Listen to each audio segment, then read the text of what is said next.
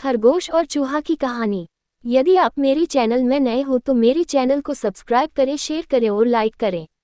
धन्यवाद। एक जंगल में एक खरगोश रहता था। उसी जंगल में एक चूहा भी रहता था। खरगोश के बिल के पास ही चूहे का बिल था। दोनों बहुत अच्छे दोस्त हैं। दोनों दिन भर मौज मस्ती करते थे और कहीं भी जाते तो साथ में जाते थे। खरगोश के परिवार वालों को ये दोस्ती पसंद नहीं थी।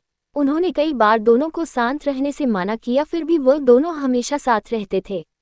एक दिन जंगल में कुछ शिकारी आए और शिकारियों ने खरगोशों को जाल में फंसाने के लिए चारों तरफ अनाज बिखेर दिया।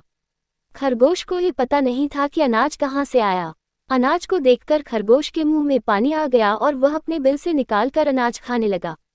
अचानक खरगोश का पैर शिकारियों के फेंके हुए जाल में फंस गया। खरगोश ने जाल को काटने का बहुत प्रयास किया, किंतु जाल बहुत मजबूत था और खरगोश जाल को नहीं काट सका। चूहा प्रतिदिन की भांति अपने बिल में खरगोश का इंतजार कर रहा था, किंतु बहुत समय हो जाने पर भी खरगोश चूहे के पास नहीं आया। चूहे ने सोचा कि क्यों ना आज मैं ही जाकर खरगोश से मिल लेता हूँ। चूहा खरगोश से मिलने के लिए उसके पास गया और देखता है कि खरगोश शिकारियों के जाल में फंसा हुआ है और जाल से निकलने का प्रयास कर रहा है, किंतु जाल से निकल नहीं पा रहा है। चूहा तत्काल खरगोश के पास पहुंचा और खरगोश से पूछा, खरगोश भाई, ये सब क्या है और तुम इसमें कैसे फंस गए?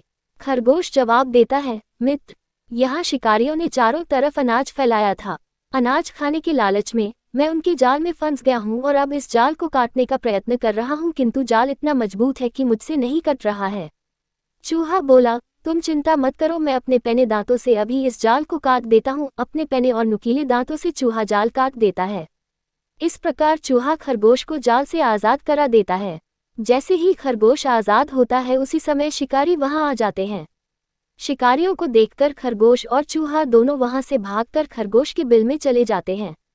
बिल में पहुंचकर खरगोश अपने माता पिता को ये बात बतलाता है। खरगोश के माता पिता को अपनी गलती का एहसास होता है और वह खरगोश को चूहे से दोस्ती करने की अनुमति दे देते हैं।